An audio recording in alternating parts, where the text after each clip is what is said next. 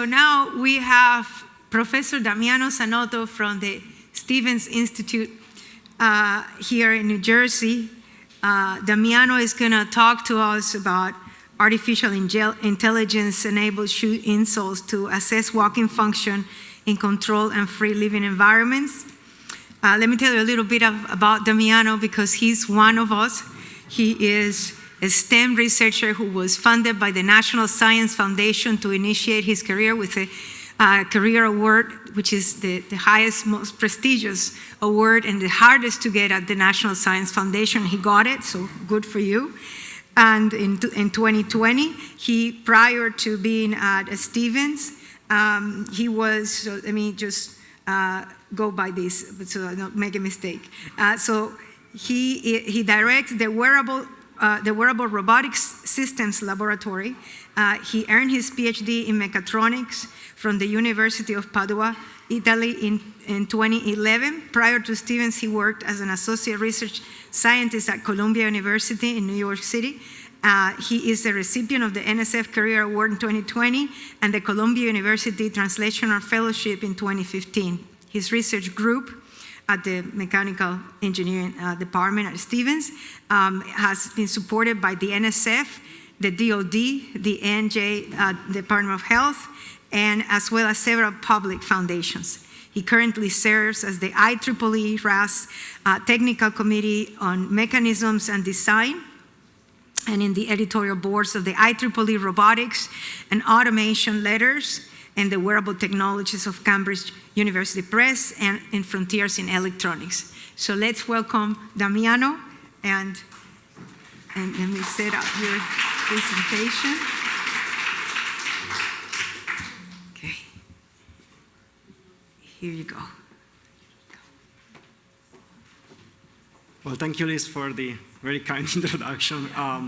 I'm very excited to be here today and have this opportunity to share with you our recent work on AI-enabled instrumented insoles to measure walking function in controlled and natural environment.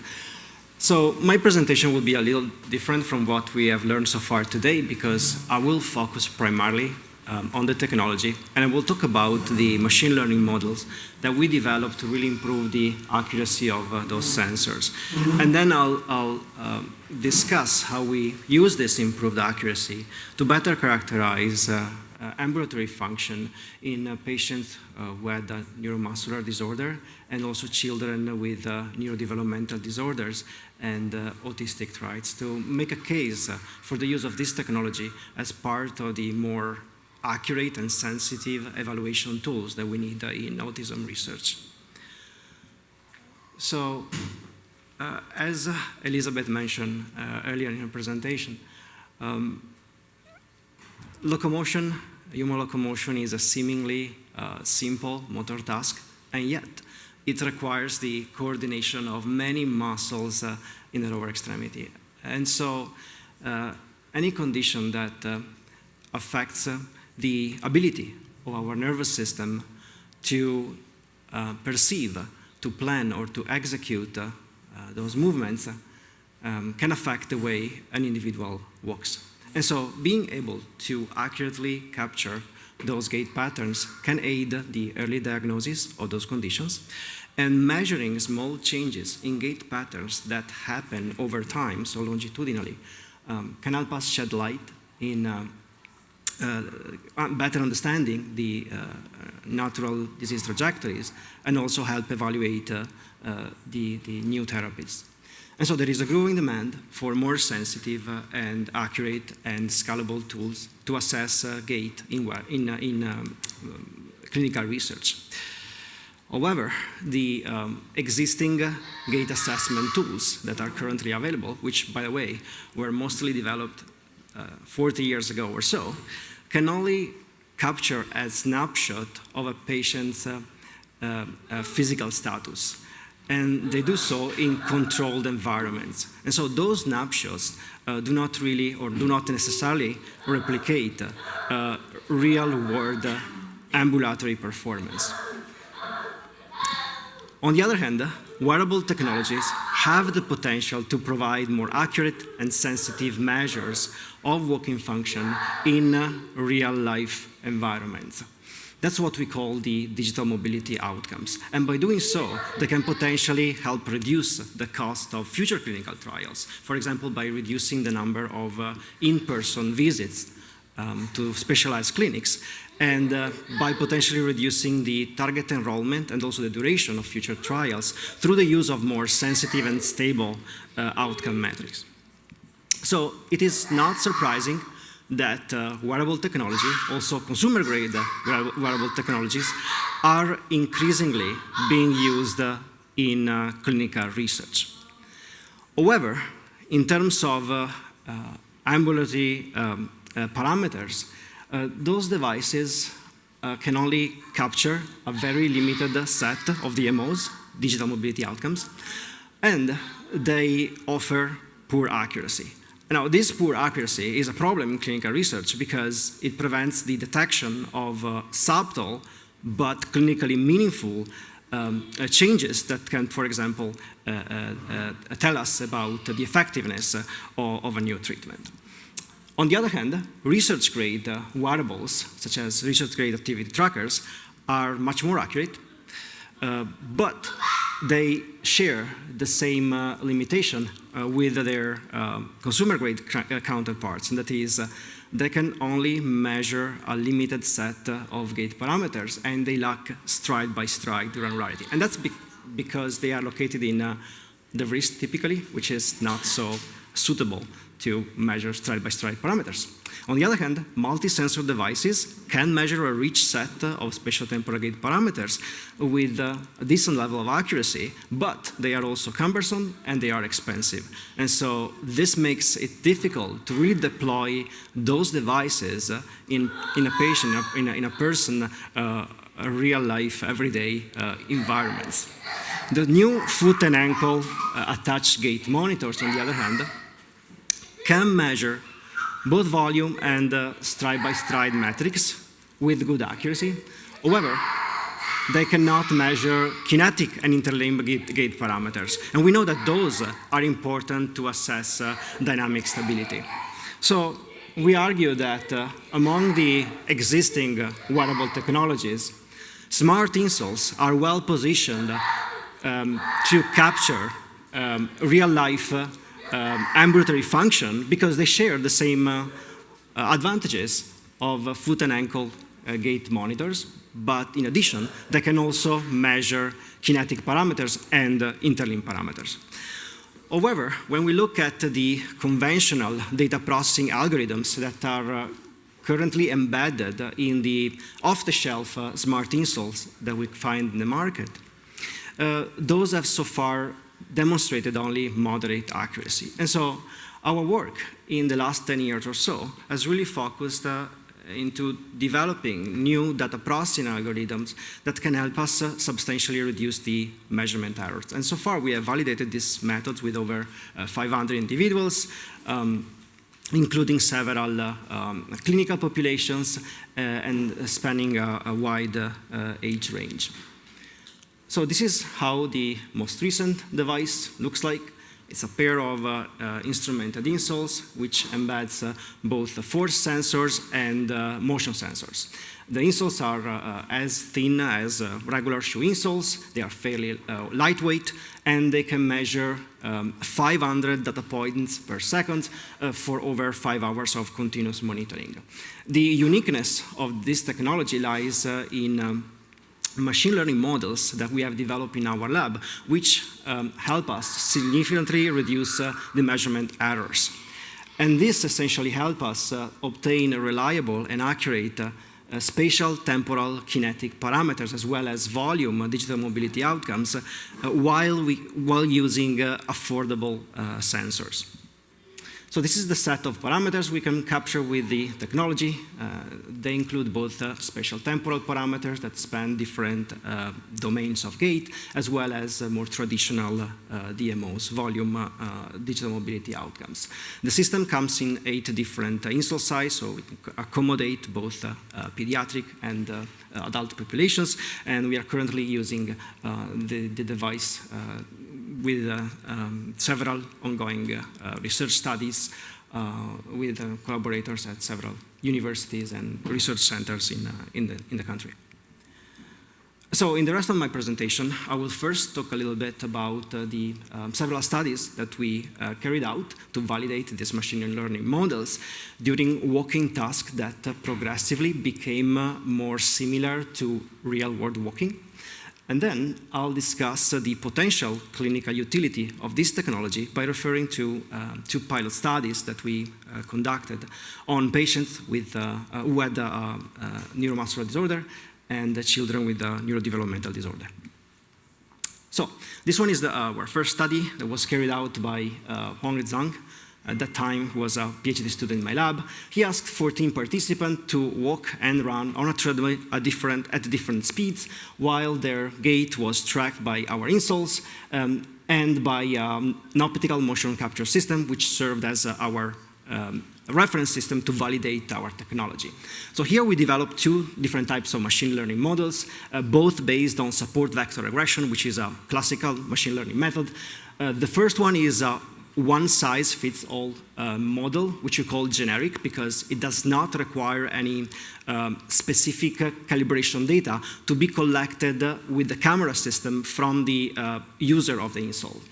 The other type of models are the subject-specific models. We call them in that way because they are designed for each specific users by leveraging reference data collected with the camera system from that particular user. And so what we found in this study is that both type of models, the generic and the subject-specific, showed a higher level of agreement with the camera system, both for the walking task, in this case the mean absolute errors for stride velocity, stride length, stride velocity, and foot-to-ground clearance were below 2%, but they were also accurate in the running task. In this case, the mean absolute error was a little bit higher, close to 5%. Also, they show excellent excellent test-to-test reliability, which we measure with the interclass correlation coefficient. So the take-home message here is that machine learning methods can substantially reduce the error. However, if you take a look at the measurement errors here, the subject-specific models consistently outperform the generic model, which tells us that having subject-specific calibration data that we can use to train our model really helps further reduce the error.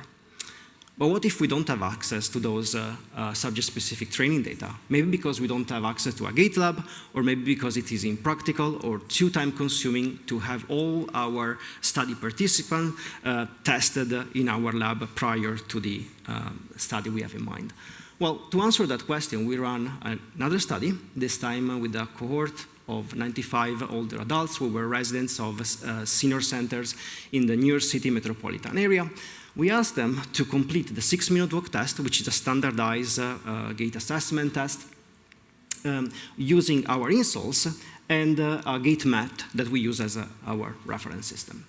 So the bar plots here show the mean absolute errors for a set of 4 target GAIT parameters. So the shorter those bars are, the better. And each pair of bars indicate a different type of data processing algorithms that we apply to the data we collected with the insoles. And the 2 colors indicated whether the participant used an assistive device such as a cane or a walker to complete the 6-minute walk test. And so what the red boxes here indicate is the level of measurement errors that we obtain with the conventional models. That's what you get if you purchase a pair of instrumented insoles that are currently on the market. So you can see that those errors are quite substantial. The green boxes indicate the mean absolute errors that we obtain when we applied our subject-specific models. So again, as I showed you in the previous slide, those models are very accurate. However, they have little practical use because they require calibration data to be collected for each individual, for each user of the insoles. So here we introduce a new type of models based on the transductive learning framework, which essentially allowed us to personalize the models for each individual, for each user, without using any reference data, any calibration data from the mat. And you can see that the transductive models were a nice trade-off between the conventional and the subject-specific models. And in fact, we were able to reduce the measurement errors by 42% for stride length and stride velocity, and by 34% for stride width, swing time and double support time compared to the conventional methods. Also, a nice thing about this transductive learning models is that they allowed us to obtain more efficient machine learning models, meaning that they require less sensor data to be trained. And this resulted in less than 1/4 of the training time. So those results were positive and encouraging. They show that our machine learning models were effective, worked well during straight line walking tasks. But we know that real world walking is much different than walking on a hallway along a straight line. And so we wanted to check, we wanted to evaluate the effectiveness of our model during walking tasks that were more similar to real-world walking. And so here, my PhD student, Tom Duong, asked a group of individuals to perform 6 activities, you can see listed here. First, in a structured way, meaning that the sequence of the activities and the duration of each activity was predefined by the experimenter. And then they were asked to repeat the same sequence, but this time in a non-structured way, meaning that the duration and the sequence were self-chosen by the study participant. Then in a separate day, we asked the individuals to use the system in their own everyday activities for a minimum of 4 hours. And these are the results that we obtained. So the blue bars indicate the errors that we obtain when we apply the conventional methods, and the light blues are the errors that we obtain with our machine learning models. So what this shows is that the application of the machine learning methods based on SVR, support vector regression, consistently reduced the measurement errors, both in the structured activities and in the unstructured activities. We also look at the accuracy with which our system was able to automatically detect those activities, and we found an average accuracy of 95% for the unstructured modalities, the unstructured activities, and 95% on average for the free living activities. And lastly, in this test, we also look at, or in this study, we also look at how the location of the sensor in the human body affects the accuracy with which we can automatically detect those activities. And so how did we do that? Essentially, we train different types of classification models, each one corresponding to a different combination of sensors that included the wrist-one sensors, so those are the ones that are typically embedded in smartwatches. Then smartphone embedded sensors, the ones that are embedded in a regular smartphone, which in this case was located in the front pockets of the participant's pants. And then the insole embedded sensor were the ones embedded in our system, of course. So it turns out that all the combination of sensors that included the insoles resulted in an average accuracy that exceeded 95%, both in the unstructured and in the free living task.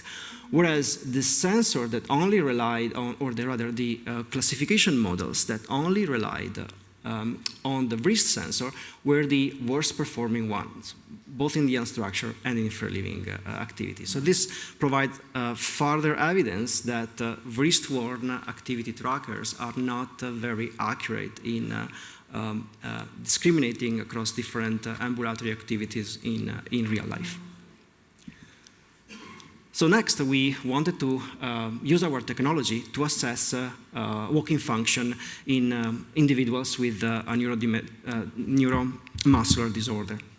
So this is a collaboration that we carry out with Dr. Jackie Montes and her group at Columbia University, where we ask a group of individuals with spinal muscular atrophy, then a group with Duchenne muscular dystrophy, and a group of healthy control to perform several activities. And all the tests were carried out at 3 satellites clinical sites that included Columbia University Medical Center, Stanford, and Boston Children's Hospital.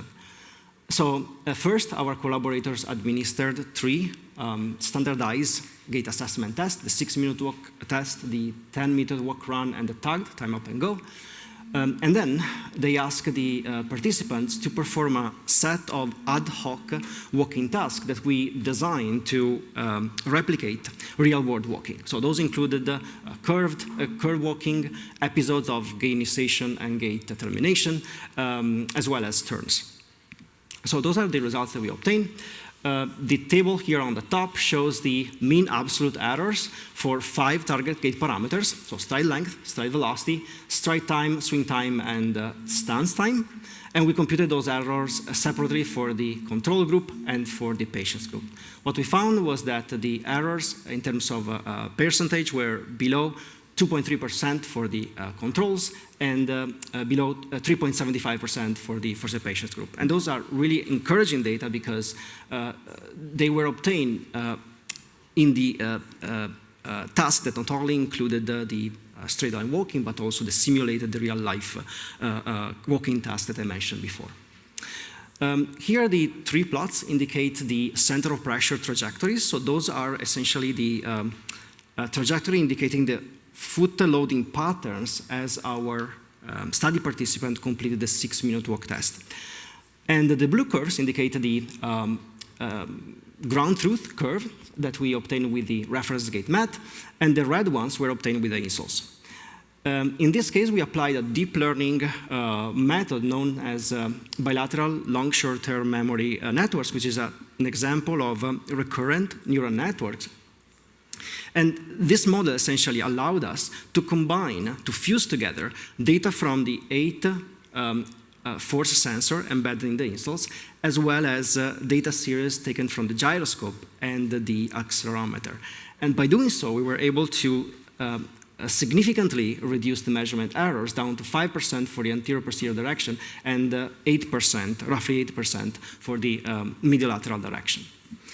But perhaps more interestingly, what we noticed here was that there was a clear difference in the level of stride-to-stride variability between, in those COP trajectories between the controls and the patient group. So to better investigate that variability, we computed the cyclogram plots. So those essentially are plots that show the center of pressure path and its transition between single support and double support that occur within a gait cycle. And then from this cyclogram plots that you see here in the top, we extracted several measures of variability that I don't have time to describe here in detail. And then we studied correlations between those measures of COP variability and the results of the standardized GAIT assessment test. And what we found was that for the SMA group, the individuals who showed higher level of noise in their COP trajectory were the ones who performed less well in the 6-minute walk test, and they were also the ones that showed higher levels of physiological fatigue during that test. And similar for DMD patients, we found that higher level of noise correlated with less good performance in the 6-minute walk test, as well as in the 10-minute walk run. And also, interestingly for these Duchenne patients, we found a significant correlation between the strength of the knee extensor muscle and the ankle plantar flexion muscles and the range of the anterior posterior range of their COP trajectory. And we believe that this is kind of related to compensatory strategies related to the anterior tilt in their pelvis. So now we are collecting real-world gait data on the same 2 populations. We asked those individuals to use our technology for a minimum of 4 hours per day during 5 consecutive days, and then using the data capture with the shoes in their free living or everyday environments, we extract both volume metrics and stride-by-stride metrics. The study is still ongoing, so I'm going to show you just some very preliminary results. Those plots were obtained from a 16-year-old boy with SMA type 3. And the top plot shows the distribution of the two gait parameters, stride length and stride velocity, that we split into depending on the duration of the walking bout. So we define as short walking bouts those that lasted less than 30 seconds. We define intermediate walking bouts as those which lasted between half a minute and 2 minutes, and then the long walking bouts were the ones that lasted more than 2 minutes. And so on the bottom here, for reference, I'm showing you the corresponding distributions that we obtained from a control subject who had a comparable height. And so besides the kind of obvious difference in terms of stride velocity and stride length, and also in terms of volume of these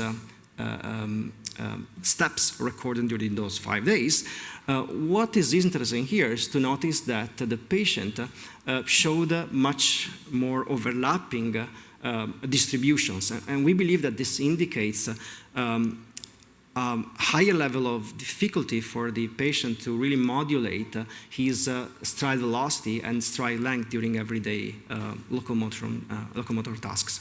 And of course, those are preliminary results that will have to be verified with additional data. The last study I wanted to talk about is a pilot study where we focused on individuals with a genetic neurodevelopmental disorder that is often associated with intellectual delay, autistic traits, and motor impairments.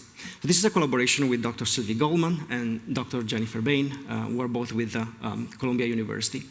And the goal was to evaluate the feasibility of using the pediatric version of the Insoles to characterize gait function in those patients. So we enrolled 6 participants in the NDD group and 4 neurotypical controls. We asked them to complete 4 full laps along an 8-meter long path while they were using the Insoles. We found a high level of agreement between the reference system, the GAIT mat, and our Insoles. Particularly, the mean absolute errors were below 1.5% for the controls, and a little bit higher, around 5% for the NDD group. More interestingly, we found that the NDD group showed significantly higher levels of stride-to-stride variability in pretty much all except one, the gait parameters that we measured with the Insoles. And we believe this has to do with what Jonathan mentioned earlier this morning, that is compromised feedback and feed-forward mechanism of motor control. We also notice higher level of distractibility in the NDD group. So for example, these videos here show that even the change in color patterns between the reference gait mat and the carpet in the hallway seemed to affect the way those children walked. And this kind of indicates that we really have to develop less obtrusive technologies if we really want to capture, if we want to collect ambulatory function in those children with high distractibility. Finally, we also studied correlations between the gait parameters that we collected with the shoes, with the Insoles, and validated gait assessment tool, which is called the gross motor function measure. Here in particular, we focus on the subdomain of that clinical scale that look at that evaluates walking, running, and jumping function, and we found significant correlation with the 3 gait parameters. So again, this provides evidence of the potential utility of this technology for clinical use to evaluate gait function in these children. And so to conclude, here I show you that instrumented Insoles can accurately measure spatiotemporal and kinetic gait parameters, both in controlled environments and in free living environments. They show better accuracy and granularity than the existing wrist-worn sensors, so the activity trackers, as well as the new emerging ankle-worn gait monitors. I also show you that by using machine learning models, we can substantially reduce the measurement errors and therefore improve the validity and the reliability of this technology.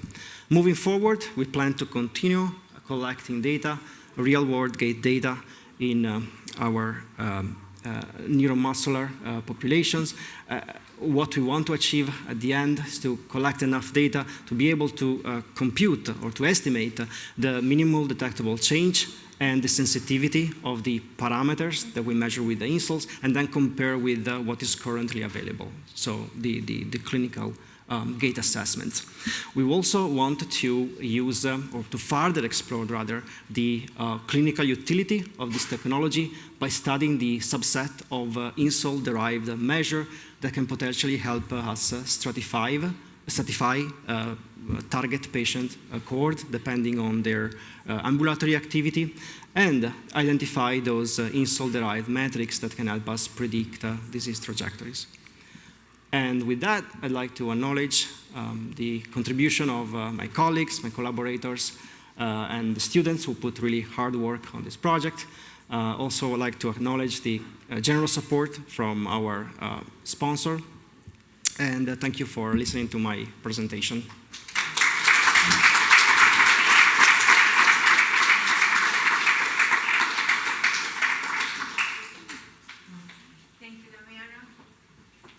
Amazing, and a lot of hope for research, clinical trials, and ambulatory